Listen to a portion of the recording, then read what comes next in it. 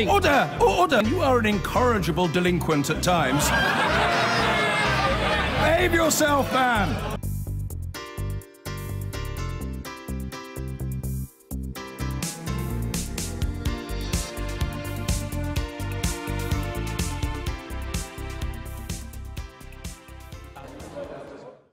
Now he's come out fighting. PR man Clarence Mitchell is now the public face of Cambridge Analytica, the firm at the heart of the Facebook data harvesting scandal.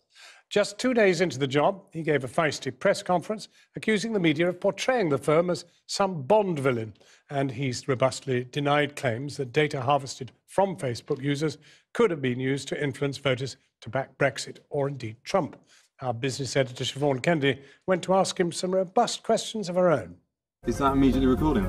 6 weeks ago, this programme broadcast undercover footage that sensationally exposed the dirty tricks deployed by Cambridge Analytica in election campaigns around the world. Sent some girls around to the candidate's house. Today, their new spokesman, PR consultant Clarence Mitchell, finally gave us an interview. I began by asking why him, not them, doing the talking. Well, I'm perfectly proud to be able to sit in front of you and defend the company and try to begin to redress the balance where appropriate and to get the truth of some of what's happened out there rather than having people just accept the headlines for what they appear to be.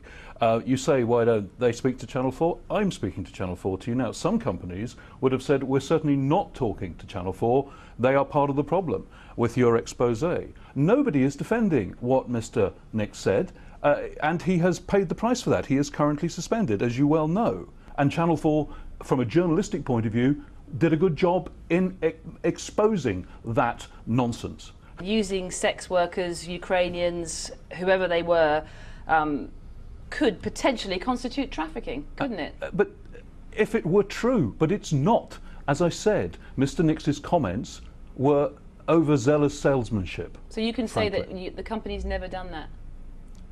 The company's never ever used those forms of honey traps. Why was he saying that it has done then? It's because he was exaggerating for the sake of winning a potentially important Sri Lankan client. And what he said was wrong. So you can categorically say the company, Cambridge Analytica, has never used that type of honey trap? Absolutely. Ever? Cambridge Analytica has not done that. Ever? Cambridge Analytica has not done that, and for Mr. Nix to suggest it in the way that he did was wrong. The comments in your piece were wrong and were factually incorrect in every shape or form. Shortly after we aired that footage, with Mr. Nix boasting about entrapping politicians through land deals, the Times newspaper published a story alleging in St Kitts that a politician was in fact entrapped through a land deal. That happened some years ago. It wasn't Cambridge Analytica at the time, the company, and as a result, that too, all of those historic allegations are being examined by the independent investigation as we speak. But he refused to answer questions on their election activities around the world. The Kenyan election. Kenya, Nigeria, it all forms part of the internal... So you can't answer anything about unattributable material in the Kenyan election? I'm not going to... Were you behind unattributable material in the Czech elections? It's not that I can't... I'm not going to talk about it. I simply can't discuss it while the independent investigation is being conducted. What about your involvement in the Nigerian elections and those pretty gruesome videos that we saw? I simply can't discuss the details of this. It's all subject to the ongoing investigations, and it would be wrong for me to prejudge it or to get into the details of it. And no bribes ever given? As I've said, anything that is relevant to other territories where the allegations of a serious nature have been made, we take them very seriously. They will be investigated, they are being investigated, and the findings of that report... All the allegations about political smearing, about hacking, about entrapment, about bribes, all those things you acknowledge are part of the investigation. Correct, absolutely. And then the other big scandal, that Cambridge Analytica harvested the data of millions of Facebook users for use in its political campaigns without their knowledge. Cambridge Analytica did not harvest the data. The collection of the data was done by GSR and Dr. Kogan, and that in commissioned by this company, by Mr. Wiley. That in itself was a model Mr. of a Nix model. himself pushed hard Cambridge for Analytica, Mr. Kogan to harvest as much data as possible. You can't now stand back and say, oh, it was all Dr. Kogan, well, we just believed what he said. You commissioned him to do it, didn't you? Dr. Kogan had the bulk of the data. We received something like 30 million data on 30 million people, not the 50 or the 87 million that has been claimed. Facebook says 87 million. Now, Facebook is the company. Are you saying that they're lying? No, we're not saying that.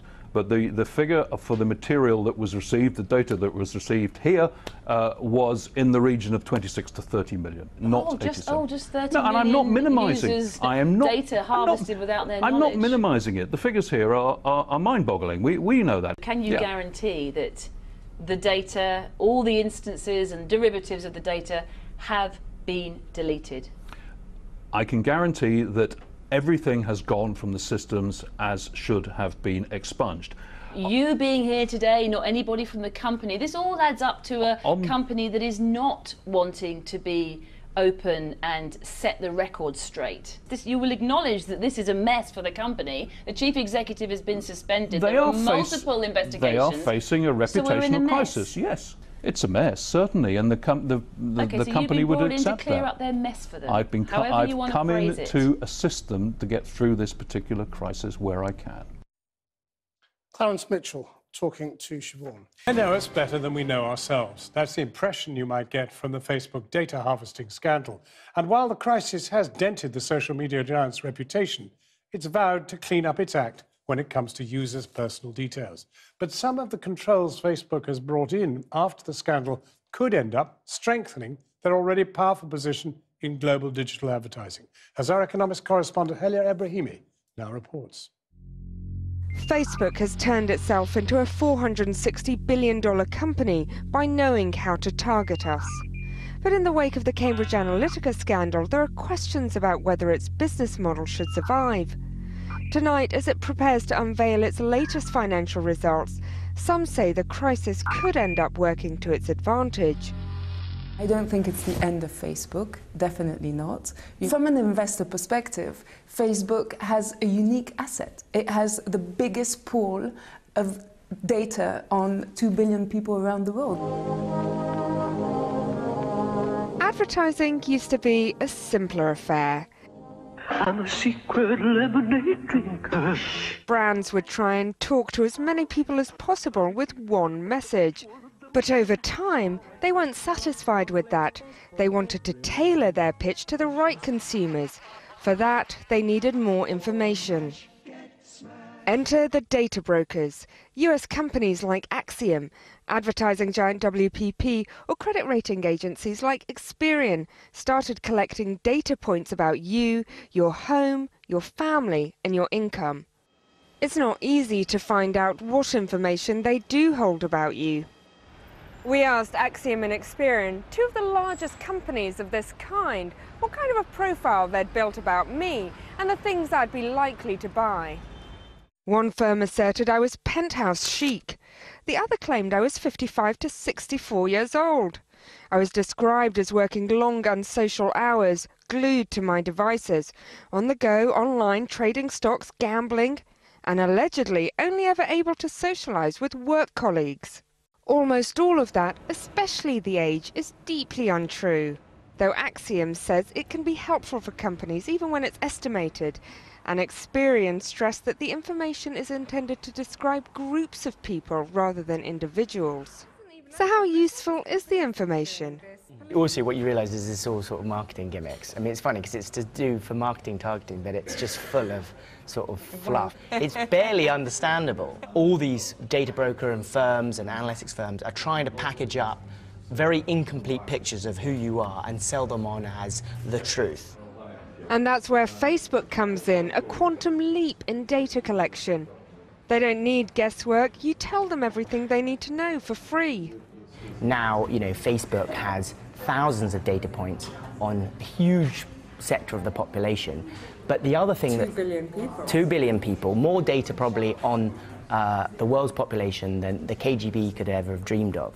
The real big opportunity for big data and AI is to treat everyone like an individual, to show them, you know, a slightly different piece of advertising, a different color, a different product that sort of tips them over the edge. For years, Facebook and the data brokers enjoyed a cozy relationship, matching up their different types of data to help advertisers better target consumers. But all that changed when the scandal broke and Facebook was censured over how it treated the personal details of its users. Its immediate response was to publicly cut ties with all the data brokers, throwing them under a bus, as one of their chief executives complained. But some figures in the British tech industry are sceptical about Facebook's actions. Simon Hay knows more than most about data harvesting. He helped create and ran Tesco Clubcard for 2 decades and says cutting out the data brokers actually strengthens Facebook's hand. Ironically, by Facebook restricting it, actually it increases the value of their data, the value of their ecosystem, and actually builds, you know, even higher walls around the Facebook castle. So there's an irony. It's probably the right thing to do for customers, but actually it creates a further advantage for Facebook. The more powerful the company gets, the more intense the questions will be about how they use that data.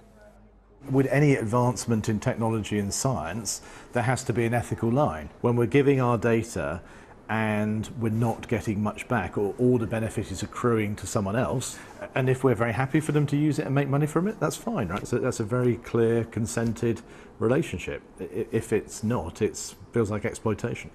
Clarity hasn't always been Facebook's strong suit. There is a common misperception that we sell data. I can't be clearer on this topic. We don't sell data. This rather clever use of words might technically be true, but it holds little resemblance to how Facebook really makes its money. Tonight, it's expected to announce $11.5 billion of revenue for the first 3 months of the year, and 98% of that will have come from advertising. A business model that is built entirely on adverts bought because of Facebook's control over our posts, pictures and videos. But with little expectation of a big change in Facebook user numbers, it's not clear whether consumers have yet woken up to its power. Halia Ebrahimi reporting.